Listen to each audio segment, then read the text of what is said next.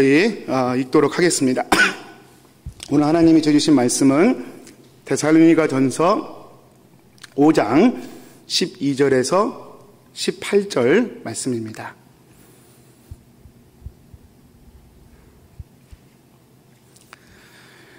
형제들아, 우리가 너희에게 구하노니 너희 가운데서 수고하고 주 안에서 너희를 다스리며 권하는 자들을 너희가 알고 그들의 역사로 말미암아 사랑 안에서 가장 귀히 여기며 너희끼리 화목하라.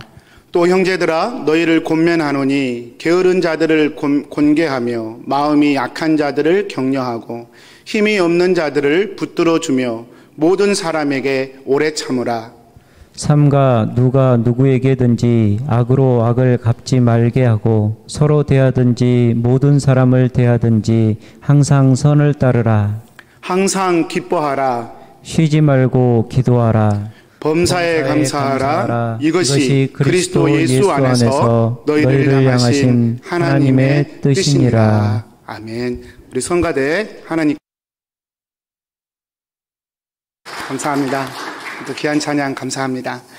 오늘은 교회 공동체는 지금도 공사 중이란 제목으로 하나님 말씀 증거하겠습니다.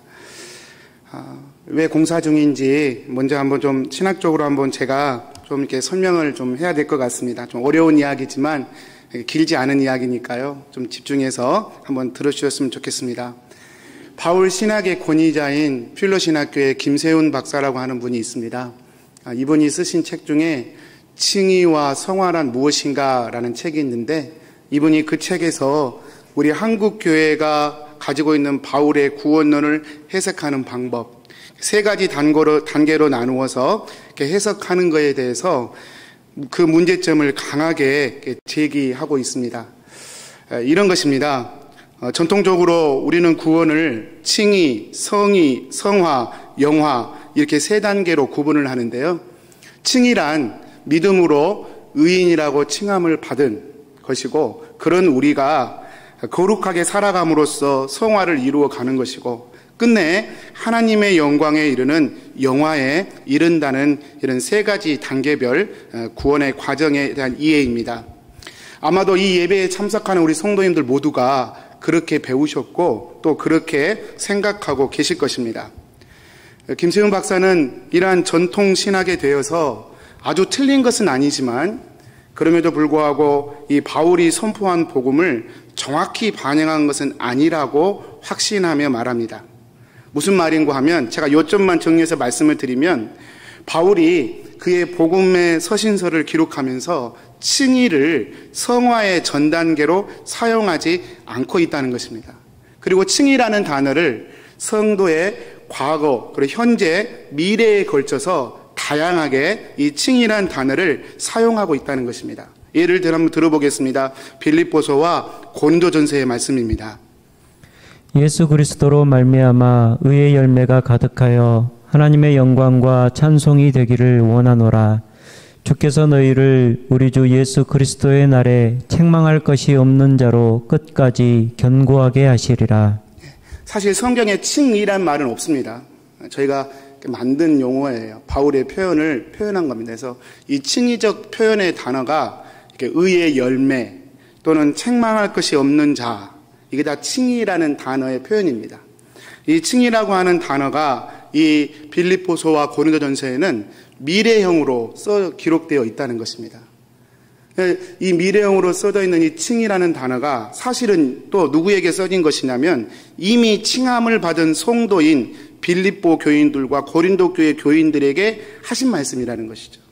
그러니까 칭의라는 단어가 이미 과거에 칭함을 받은 이들에게 다시 한번 미래형으로 또다시 지금 사용되고 있다는 것입니다.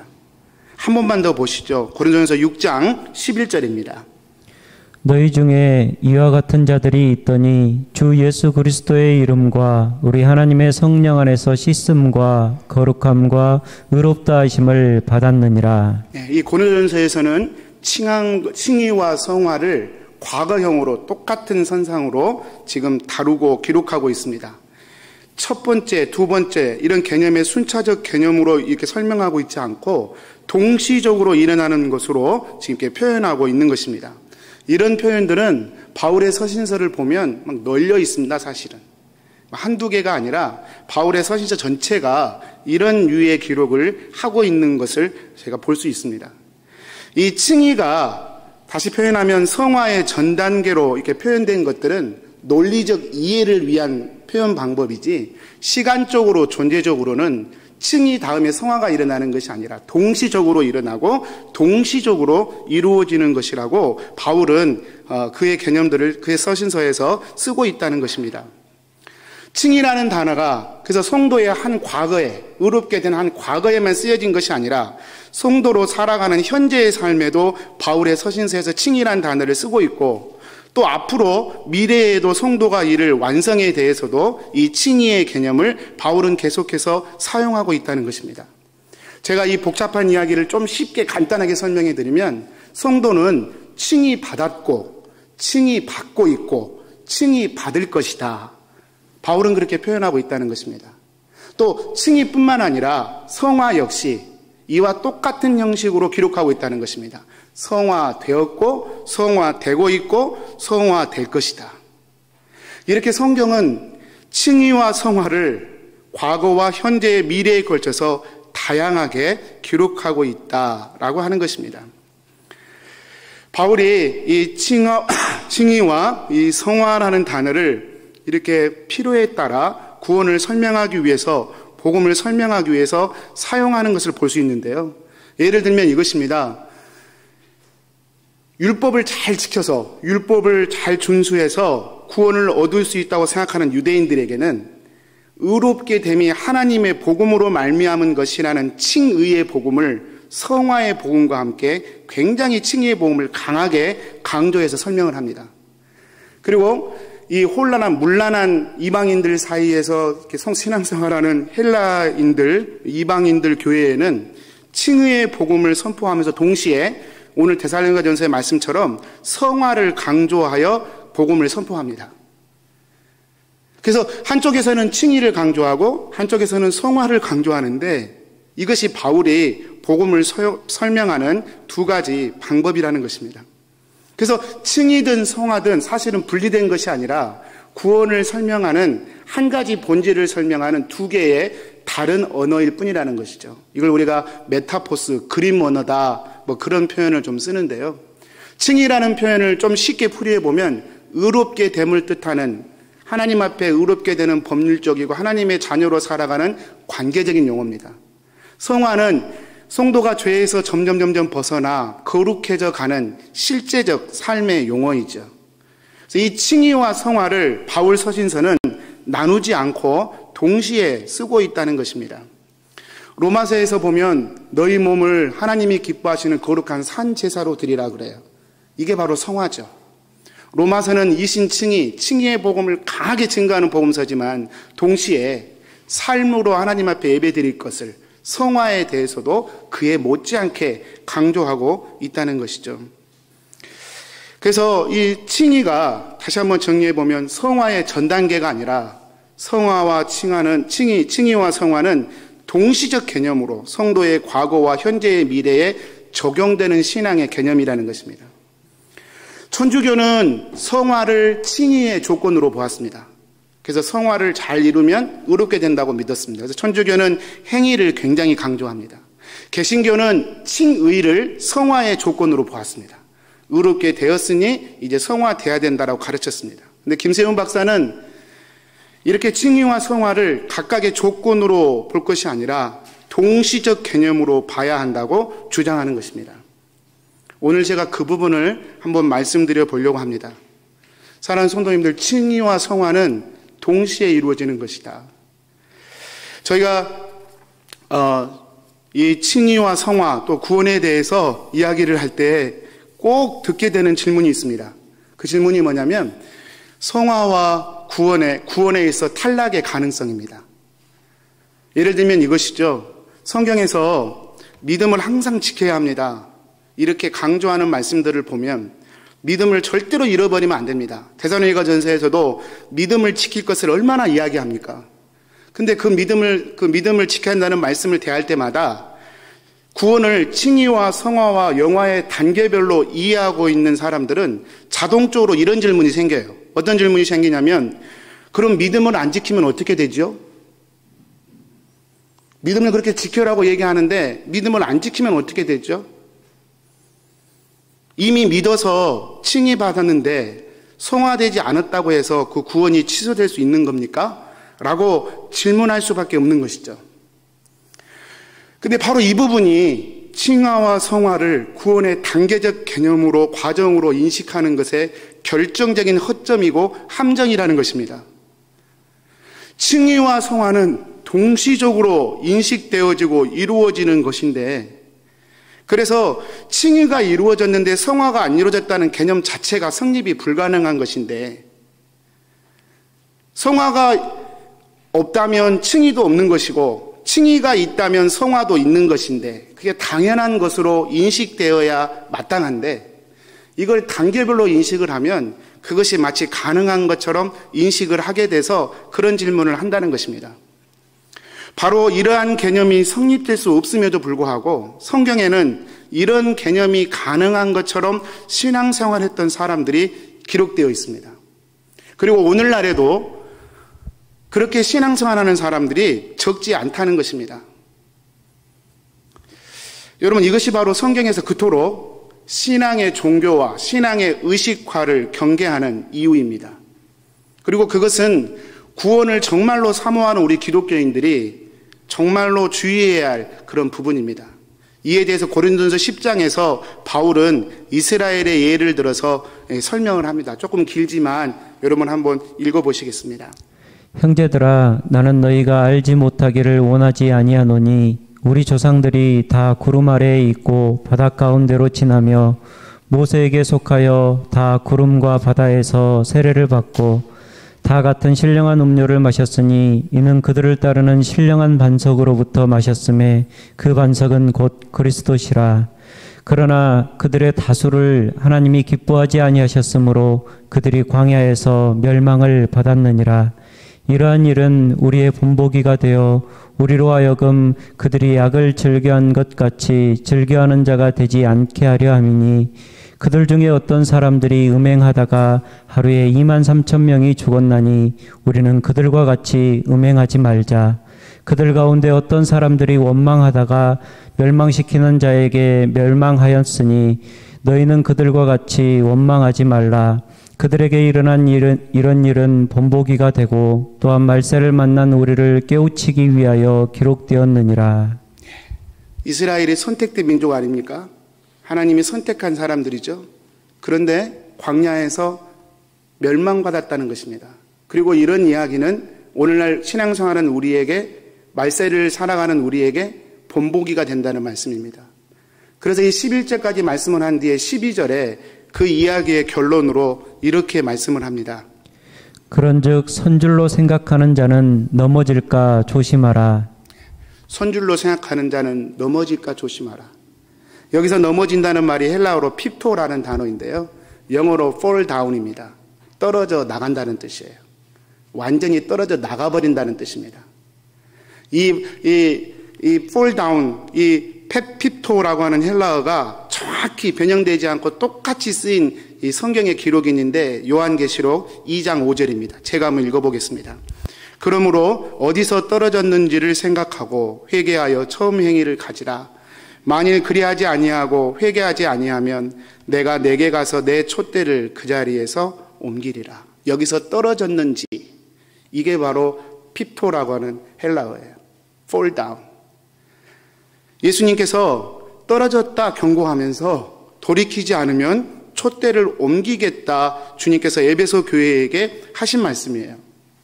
쉽게 표현하면 칭의와 성화가 분리될 수 없는 개념인데도 불구하고 분리되어 버렸다는 사실에 대해서 주님은 그것이 참된 믿음과 구원의 여정이 아닌 것을 분명하게 경고하고 계신 것입니다.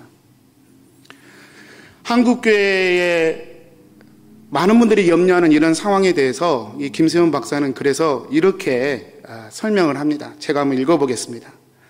칭의를 믿는 자 된 순간부터 현재를 거쳐 최후의 심판 때까지의 구원의 전 과정을 지칭하는 것으로 포괄적으로 생각하고 하나님의 최후의 심판 때 비로소 완성되는 것으로 이해해야지 전통적인 이해에 의거하여 믿는 자 된 순간에만 적용하고 그 후에 성화가 있는 것으로 논하면 칭의의 현재적 과정, 곧 성화의 과정이 등한시됩니다.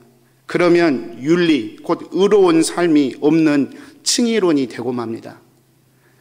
진지한 그리스도인들은 성화의 필요성을 강조하지만 대다수 신자들은 은혜로만 믿음으로만 이미 의인으로 칭함받음에 자만하고 이미 구원받았으니 구원의 확신만 있으면 아무렇게나 살아도 상관없다는 생각을 암묵적으로 가지고 살아갑니다.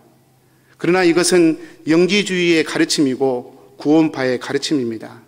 그런데 문제는 이와 같은 생각이 한국 교회 안에 너무나도 깊이 팽배해 있다는 것입니다. 칭의와 성화를 단계별로 바울이 이렇게 의도하지 않았음에도 불구하고 논리적 이해를 위해 기록한 것을 저희가 구원의 단계별 과정으로 이해하는 순간 우리는 사실 이렇게 갈 수밖에 없다는 것입니다. 아까 우리가 성가대가 찬양을 했죠. 마음과 뜻을 다하여 주 너의 하나님을 사랑하라. 여기서 마음이란 마인드, 하트를 뜻하죠. 그런데 뜻이라고 하는 단어가 윌로 해석되어 있는데 사실은 이것이 이 디아노니아라고 하는 생각하다라는 뜻입니다. 그래서 우리가 마음과 뜻을 다해 하나님을 사랑한다는 말은 내 가슴으로 사랑하지만 동시에 생각하며 사랑한다는 거예요. 도대체 나의 삶이 제대로 가고 있는가 생각하면서 하나님을 사랑하는 것입니다. 생각은 마음대로 하면서 믿는다고 하면서 하나님 사랑할 수는 없는 것이죠. 바울은 이렇게 칭의와 성화를 얘기하면서 그 원리를 자기 자신에게 적용하면서 살았습니다. 고린도전서 9장 27절이죠. 한번 읽어주십시오. 내가 내 몸을 쳐 복종하게 함은 내가 남에게 전파한 후에 자신이 도리어 버림을 당할까 두려워함이로다. 바울이 버림을 받을까 두렵다고 그랬어요. 성도님들, 바울이 두려운 이유가 나를 구원해 주신 하나님의 칭의의 은혜가 의심스러워서 그랬던 것입니까? 아니면 믿음이 없어서 하나님이 나를 구원하신 것 도대체 안 믿어져서 두려웠던 것입니까? 결코 그렇지 않습니다. 오히려 바울은 그 반대입니다. 하나님의 칭의의 은혜가 얼마나 큰지를 알기 때문에 자신의 삶이 성화되지 않아 그 칭의를 잃어버릴까 봐 그는 두려워했던 것이죠. 그래서 내가 내 몸을 쳐 복종한다는 말은 내 삶을 거룩을 위해서 몰아붙인다는 것을 뜻합니다. 곧 성화를 의미하는 것이죠. 바울은 칭의를 잃을까 봐 성화를 이루기에 몸부림을 쳤던 것이고 성화를 통하여 칭의의 은혜를 기억하는 삶으로 이렇게 살았던 것입니다. 칭의와 성화는 우리 성도의 과거와 성도의 현재와 성도의 미래에 이렇게 똑같이 이루어지고 있는 것이라는 것입니다. 성도님들, 제가 오늘 칭의와 성화의 신학적 개념이 좀 어려움에도 불구하고 이렇게 설명을 해드리는 것은 오늘 본문이 사실 12절부터 22절까지 무려 14가지의 바울의 권면을 담은 그것도 명령어의 형태로 기록된 본문이기 때문에 그렇습니다. 이런 거예요. 교회 리더들을 귀하게 여겨라. 성도들끼리 화목해라. 게으른 자들을 권면해라. 약한 자들을 격려해라. 힘없는 자들을 붙들어 주라. 모든 사람에 대해 오래 참으라. 악을 악으로 갚지 말고 항상 선을 선택하고 따르라. 기뻐하라, 기도하라, 감사하라. 성령을 소멸하지 말라. 예언을 멸시하지 말라. 범사에 좋은 것을 취하라. 악은 모양이라도 버려라. 14가지 명령어입니다. 근데 여러분, 만약에 이 명령들을 만약에 우리가 칭의 이후에 우리가 선택적으로 선택할 수 있는 순종적인 성화의 개념으로 이해한다면 솔직히 이 명령들은 힘들게 살아가는 우리 자신에게 너무나 부담스럽고 아무 상관이 없는 공허한 명령이 될 것입니다. 그래서 저는 어떻게 이 말씀을 지킬 수 있는가 보다 왜 지켜야 하는지를 좀 설명해 드리기 위해서 좀 복잡하지만 신학적 설명을 해드린 것입니다. 사랑하는 성도님들, 만약에 우리가 우리의 구원을 칭의의 과정으로, 성화의 과정으로 그렇게 바르게 이해하고 그렇게 아멘한다면 우리는 바울의 이러한 명령에 대해서 고민하지 않을 수 없습니다. 무겁게 받아들이지 않을 수 없습니다. 팔로워들이 리더십을 공격하고 비난하기는 매우 쉽습니다. 그러나 그들을 귀하게 여기고 존경해 주는 것은 이거 쉬운 일이 아닙니다. 성도들끼리 다 환경이 다른 성도들끼리 서로 화목한 것, 이거 그냥 되는 거 아닙니다. 14개의 명령 자체 모두가 하나하나가 우리가 그냥 할 수 있는 일들이 아닙니다. 그런데 이런 명령들을 칭의와 성화의 개념으로 구원의 과정에서 반드시 이루어야 할 명령으로 우리가 받는다면 이 명령은 우리에게 참 고민이 되고 또 어떻게 이 말씀에 대해 순종해야 될 것인가 라고 하는 그런 처절한 애통함과 또 그 은혜를 구하는 기도의 자리로 우리를 이끄는 도구가 될 것입니다. 사랑하는 성도님들, 어떻게 우리가 이 명령들을 이루어갈 수 있을까? 이 명령들은 그냥 시간 있으면 지키고 시간 없으면 안 지켜도 되는 그런 명령들이 아니라 바울이 데살로니가전서를 다 가르쳐주면서 그러므로 너희들이 이렇게 살아라 라고 명령한 부분을 마음에 무겁게 받아들이면 정말 우리는 고민이 될 수밖에 없죠. 어떻게 이것을 이룰 수 있습니까? 질문할 수밖에 없게 되는 것이 합당한 신앙의 과정이라는 것입니다. 우리 바울은 오늘 본문에서 이것을 어떻게 이루어갈 수 있는가를 사실은 그 유일한 방법을 이미 말씀해 주셨습니다. 데살로니가전서 5장 9절에서 10절 말씀이죠. 한번 읽어보겠습니다. 하나님이 우리를 세우심은 노하심에 이르게 하심이 아니요 오직 우리 주 예수 그리스도로 말미암아 구원을 받게 하심이라. 예수께서 우리를 위하여 죽으사 우리로 하여금 깨어 있든지 자든지 자기와 함께 살게 하려 하셨느니라. 9절에서 우리를 부르신 것은 구원을 받게 하림이라 얘기하고요. 10절에서 그 구원의 내용을 얘기해 줍니다. 그게 무엇입니까? 살든지 죽든지 예수와 함께 사는 것. 그것이 구원이라고 얘기합니다. 그리고 이렇게 10절에 예수와 함께 사는 것을 말씀해 준 다음에 11절에 그러므로 라고 하면서 이 14가지 명령을 우리에게 주고 있는 것입니다. 어떻게 이 열매들을 거둘 수 있다고 얘기하는 겁니까? 예수와 함께 동행하는 것. 이에 대한 말씀에서 예수님도 똑같은 말씀을 요한복음 15장에서 하셨습니다. 또 한번 읽어보겠습니다. 너희는 내가 일러준 말로 이미 깨끗하여졌으니 내 안에 거하라. 성도님들, 제가 다시 설명했는데 깨끗하여졌으니를 과거로 순서적으로 보시면 안 됩니다. 논리적으로 이렇게 설명했지만 시간적 존재적으로는 같이 이루어지는 거예요. 깨끗해지는 것하고 예수님 안에 거하는 것이 같이 이루어지는 것입니다. 계속 읽어주십시오. 내 안에 거하라. 나도 너희 안에 거하리라. 가지가 포도나무에 붙어 있지 아니하면 스스로 열매를 맺을 수 없음 같이 너희도 내 안에 있지 아니하면 그러하리라. 나는 포도나무요 너희는 가지라.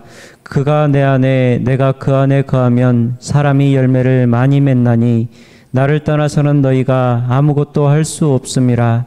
사람이 내 안에 거하지 아니하면 가지처럼 밖에 버려져 마르나니 사람들이 그것을 모아다가 불에 던져 사르느니라. 정확히 똑같지 않습니까? 칭의와 성화를 동시에 얘기해요. 만약에 성화가 이루어지지 않으면, 예수 그리스도 안에 거하지 않으면 성화의 열매가 없을 것이고, 그렇게 되면 꺾여져서 밖에 버려져서 사람들에게 밟힘을 당하리고 결국은 불에 던져지리라. 똑같은 말씀입니다. 사랑하는 성도님들, 저는 지금 이 칭의와 성화 그리고 본문의 말씀을 보면서 우리가 좀 더 교회 일을 열심히 해야 한다거나 아니면 주일 예배를 절대 빠지면 안 된다거나 아니면 헌금을 지금보다 좀 많이 하셔야 된다는 그런 류의 말씀을 드리는 것이 아닙니다. 저와 여러분이 의롭게 되고 거룩게 됨이 동시에 일어나야 하고, 그리고 그 사실에 대해서 생각하며 살아야 하고, 그렇게 몸부림치며 신앙생활하는 것이 영적인 사실이라는 사실을 말씀드리는 것입니다. 그리고 그것은 삶의 실질적인 현장에서 주님을 의식하고 의지함으로써 그렇게 순간순간을 살아감으로써 가능해진다는 것을 말씀드리는 것입니다. 그리고 행여나 주님을 의지하지 않고 살면서도 주님은 날 사랑하시고 내 형편 다 아시니 나를 천국 백성으로 구원으로 자동으로 인도해 줄 것이라는 잘못된 안이한 생각 속에 머무시면 안 된다는 것을 지금 말씀드리고 있는 것입니다.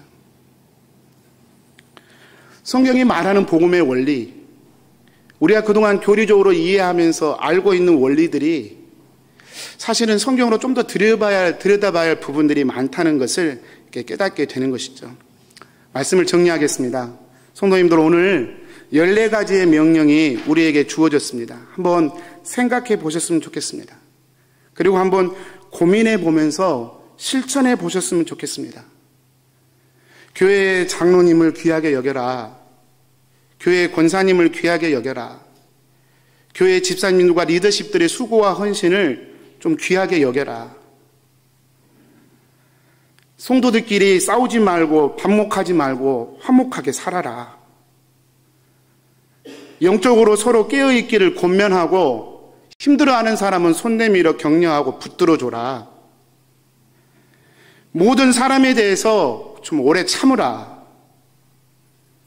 항상 선을 선택하고 따르라. 좀 기뻐하고 감사하고 기도하며 살아라. 범사에 나쁜 것은 모양이라도 취하지 말고 좋은 것을 취하며 살아라. 예수와 함께 사는 사람만이 이 길을 걸어갈 수 있고 그것이 진짜 신앙입니다. 사랑하는 성도님들, 오늘 이 말씀 붙들고 한 주간 우리 성도님들 의로움과 거룩함을 이루어 가셨으면 좋겠습니다.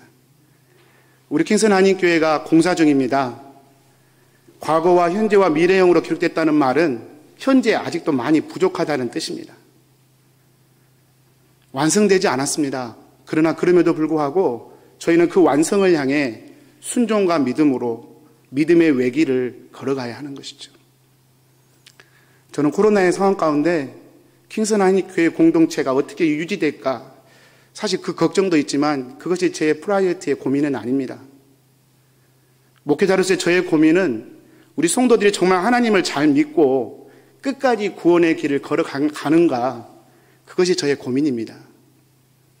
사랑하는 성도님들, 주의 말씀 붙들고 매일 순간순간마다 우리 주님과 함께 하셔서 이 의로움과 거룩함의 열매를 맺어가는 저와 여러분 되시기를 주님의 이름으로 축복합니다. 기도하겠습니다. 사랑하는 하나님, 의롭게 하셨고 거룩하게 하셨음을 믿습니다. 그리고 지금도 의롭게 하고 계시고 거룩하게 하고 계심을 믿습니다. 그리고 앞으로도 의롭게 하실 것이고 거룩하게 하실 것을 믿습니다. 순종으로 그 믿음의 길 걸어가고 순종으로 그 말씀의 길 걸어가고 믿음으로 주님 안에 거함으로 이 믿음의 열매들을 맺혀가는 저의 삶이 되도록 축복하여 주옵소서. 예수님의 이름으로 기도합니다. 아멘. 우리 3절까지는 앉아서 하시고요.